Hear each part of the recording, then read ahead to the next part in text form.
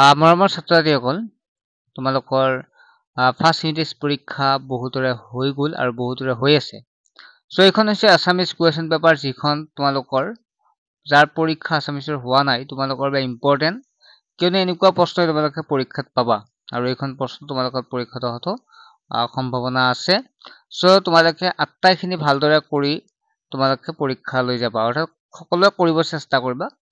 ইয়াত প্ৰথম আছে 1 নম্বৰটো হৈছে তলৰ প্ৰশ্নসমূহ চমু উত্তৰ দিয়া যিকোনো 10টা। ইয়াত 10টা তোমালোকে কৰিলে হ'ল, এটাত 1 নম্বৰকে। ইয়াৰ উপৰি তোমালোক জনাব বিচাৰো যে ছাত্ৰ-ছাত্ৰীসকল, তোমালোকে যদি ভাল এটা ৰিজাল্ট কৰিব বিচাৰা মেট্ৰিকত, যদি তোমালোকে টিউশ্যনৰ অসুবিধা হয়, যিহেতু তোমালোকে জানাই 12 দিনতেই 400-500 টকা টিউশ্যন দিব লাগে, বা টিচাৰ বহুত দূৰত আছে, তোমালোকে বহুত দূৰ স্কুলৰ পৰা আহি ভাগৰে দুগৰে আকৌ টিউশ্যনত যাব লাগে। তেনেকুৱা সমস্যা এতিয়া সমাধান কৰিছে কেৱল এছাই এডুকেশ্যনে। মাত্ৰ 99 টকাতে তোমালোকে ঘৰতে বহি মোবাইলটোৰ জৰিয়তে পঢ়িব পাৰিবা, য'ত তোমালোকৰ কষ্টও কম হ'ল, তোমালোকৰ পইচাৰো কম হ'ল। অৰ্থাৎ তোমালোকৰ য'ত এমাহত তোমালোকে 12 দিনত 400-500 টকা দিব লগা হৈছিল, য'ত তোমালোকে অনলাইন এতিয়া প্ৰায় 20ৰ পৰা 24 দিনৰ ভিতৰত দিব লাগিব মাত্ৰ 99 টকা। অৰ্থাৎ এমাহত প্ৰায় 20ৰ পৰা 24 দিন ক্লাছ হয়। গতিকে কোনো ছাত্ৰ-ছাত্ৰী জইন হ'ব ইচ্ছা হ'ব পাৰে, মেথ, ছায়েন্স, ছ'চিয়েল ছায়েন্স আৰু ইংলিছ 4টা বিষয় পঢ়িব পাৰিবা। আৰু যিটো হোৱাটছএপ নম্বৰ দেখা পাইছে এই নম্বৰটো SMS কৰি তোমালোকে জইন হৈ ল'বা। এতিয়া আমি প্ৰশ্নখিনিলৈকে আহিছোঁ। তোমাৰ পাঠটিত থকা বৰগীতটো কি ৰাগত বন্ধা হৈছে? আজান ফকীৰৰ আচল নাম কি? নেক্সট হ'ল জাতিৰ জীৱনৰ মনোমোহা কৰিবলৈ কবিয়ে কি বেশেৰে জাৰু ধৰিবলৈ কৈছে? মুখপাশ মানে কি? জিকিৰ শব্দটো কি শব্দৰ পৰা ওলাইছে? প্ৰথম অসমীয়া চনেটটো কি? চনক চনন্দ যোগী যাহাক থিয়াই, খনক খনন্দ আদি যোগীসকলে কাক ধ্যান কৰে বুলি কৈছে? এজন সফল উদ্যোগী আৰু কৰ্মহীন নিবনুৱাৰ মাজত থকা শুদ্ধ ব্যৱধান কি? সংস্কৃত ভাষাৰ প্ৰথম ব্যাকৰণ প্ৰণেতাজনৰ নাম কি?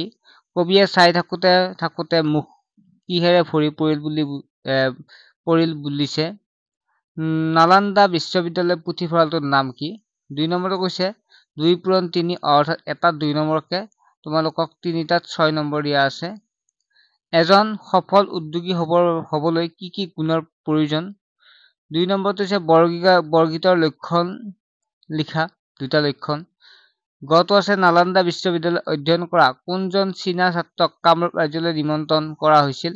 নিমন্ত্ৰণ কৰা ৰজাজন কোন? 3 নম্বৰ আছে তলত যিকোনো এটা প্ৰশ্নৰ উত্তৰ লিখা। সফল উদ্যোগী হ'বলৈ কিয় কঠিন?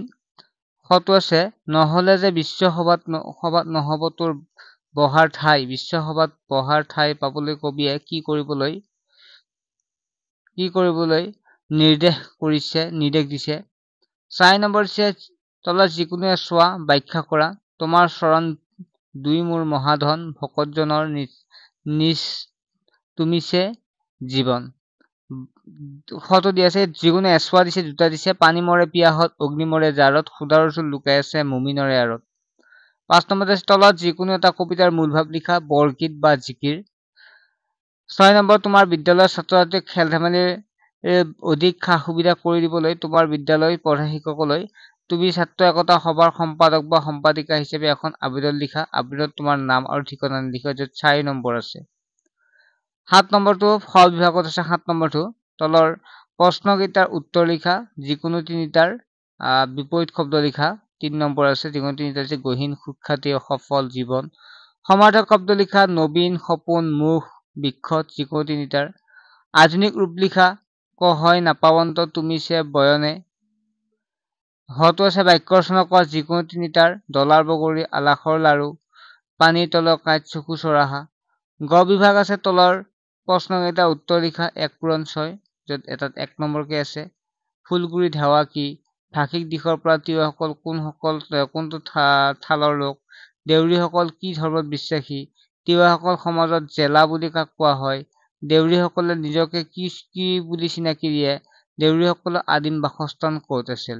ছাত্ৰ-ছাত্ৰীসকল নিশ্চয় তোমালোকে প্ৰশ্নখন বুজি পাইছা, যিহেতু তোমালোকে পঢ়িছা, তোমালোকে নিশ্চয় কৰিব পাৰিছা। চ' নেক্সট এখন কুৱেশ্যন পেপাৰ লৈ আহিম, তোমালোকে চেনেলটো ছাবস্ক্ৰাইব কৰি ৰাখিবা আৰু অনলাইন ক্লাছত জইন হ'লে এতিয়া হোৱাটছএপত SMS কৰা বা তোমালোকে ফোন কৰিও জানিব পাৰিবা।